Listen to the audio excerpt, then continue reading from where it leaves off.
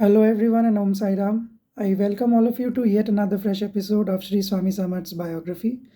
We were continuing with the story of Sri Narasimha Saraswati Swami, and today we are going to discuss his departure from Nrsimhavadi. So, the appearance of Sri Narasimha Saraswati spread throughout the village the news of his appearance, and in no time everyone started visiting to pay their obeisance to Sri Guru. Each one narrated their tale of woe to Sri Guru and prayed for a favor. With each day, the number of visitors kept on increasing. Therefore, Sri Guru decided to leave this place too. Devotees became upset when they heard the news. The 64 yoginis, were also perturbed. Finally, Sri Guru convinced everyone, saying, "Do not grieve. I will always dwell under this Audumbar tree and fulfill the wishes of all my devotees. This Audumbar tree is my divine settlement. Whoever worships this divine place would always get my blessings." Sri Guru then departed from this place and manifested himself at Ganagapur, which is located on the banks of the Bhima river. The Audumbar tree still exists at the confluence of Krishna Panchaganga river.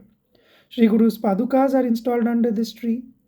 This place has been turned into a pilgrimage, bustling with devotees, and is now known as Nrsimhavadi. It is situated in Kolhapur district of Maharashtra. Even today, Sri Guru Narasimha Saraswati, the incarnation of Lord Dattatreya, dwells there. Thousands of devotees experience his kind favors. And this is also mentioned in Sri Sai Satcharitra about the leelas of Sri Narasimha Saraswati. His presence in this world till date is also mentioned in the Satcharitra. Let us hear one more leela of Sri Narasimha Saraswati. So Sri Guru had promised his devotees that he would be divinely residing at the Audumbar tree in the place now called Nrsimhavadi. Devotees even now experience his divine presence and miracles, as I mentioned. So a Brahmin named Gangadhar lived in Shirol village near Nrsimhavadi. His wife was very virtuous. She gave birth to 5 children, but each died within a few days after birth. They didn't even survive until their naming ceremony. The Brahmin couple was very unhappy. They prayed to the deities with earnestness to seek a child, but all their efforts were in vain. Once they both approached a well-known astrologer. He told them that in the past life, the Brahmani had borrowed gold coins from a Brahmin of Shonan Gotra, but never returned it back. Therefore, the Brahmin belonging to Shonan Gotra gave up and committed suicide because of that debt. After this suicide, he became a ghost, and now he destroys all their children. Since the Brahmin was childless, no one had carried out his funeral rites after his death. So therefore, he suggested that they complete all his funeral rites, donate the loan amount to a Brahmin, and offer services to Sri Guru in order to wipe out the effects of their sins. The Brahmani said, "I do not have wealth equal to 100 gold coins. I am even unable to perform all the funeral rites of the Brahmin. However, I will complete the funeral rites as much as possible. For a month, I will stay at the confluence of Krishna Panchaganga rivers and offer my devotional services to Sri Guru."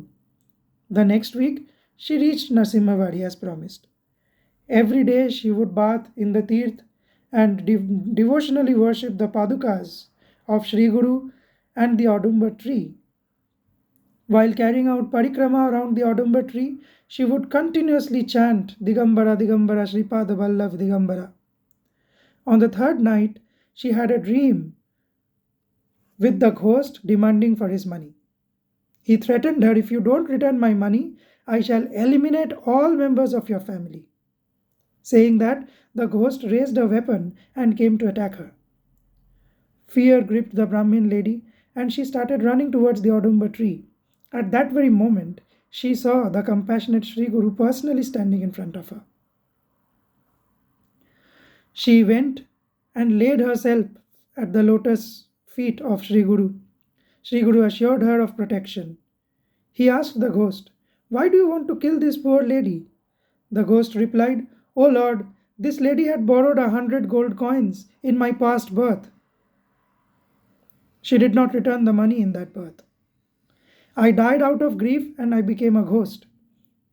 If she returns my money, I would silently leave without harassing her anymore. Then Sri Guru replied, the lady is my devotee. You cannot harass her anymore. Whatever little amount she can manage to give you, take that and go away silently. Only then you will be liberated from this state, and the lady would also become happy.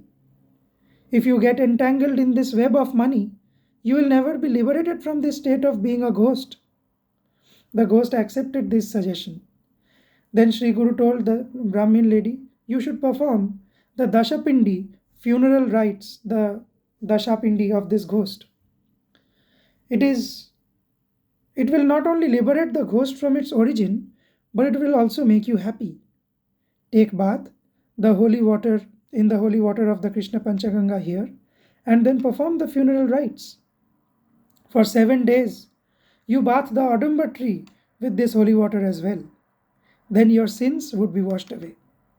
After saying so, Sri Guru disappeared. The ghost also vanished. Then the Brahmin lady awakened from her dream. She narrated the entire conversation to her husband, and as per Sri Guru's orders, performed the Dashapindi funeral rites of the ghost, took the blessings of Lord Amareshwar, and then stayed at Narasimha for the night. That night, Sri Guru again appeared in her dream and offered her 2 coconuts. She ate those coconuts and returned home. In due time, she gave birth to 2 sons with the kind blessings of Sri Guru. After a few years, they decided to perform the thread ceremony of their elder son, who was 5 years old, and the tonsure ceremony of their 3-year-old. Unfortunately, just a day before the ceremony, the younger son, who was 3-year-old, died due to a tetanus infection. With the untimely death of their younger son, his parents were struck by grief and were completely heartbroken. The Brahmin lady started beating her head. The villagers came to collect the body for funeral rites, but she did not allow them to touch the dead body. An entire day passed, but she remained adamant.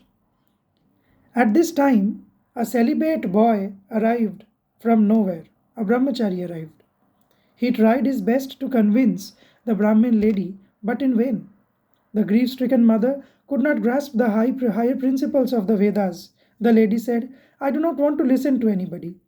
Sri Guru had promised me in front of the Audumbar tree at the confluence of Krishna Panchaganga rivers that both my sons would have long life.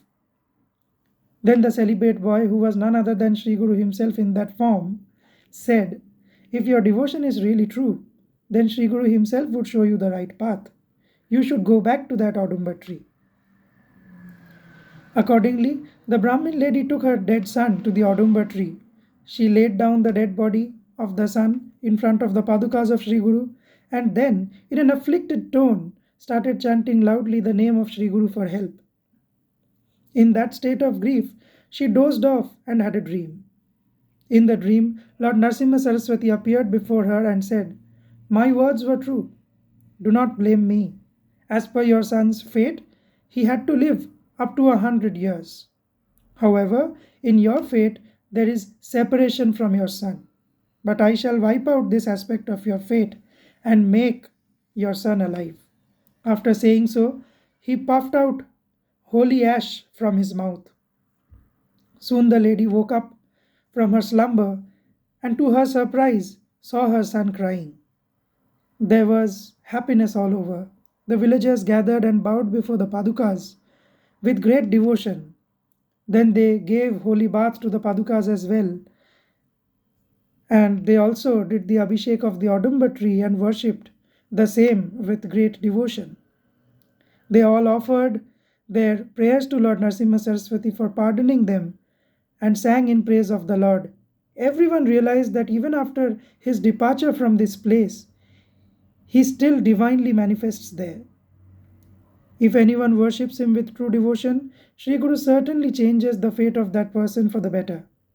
Even today, lakhs of devotees come to Narasimha Saraswati in Narasimha Vadi to seek his blessings. to get their desires fulfilled from Sri Guru. Depending on their devotional service and faith, their wishes do get fulfilled. With this, we end this episode. Om Sai Ram.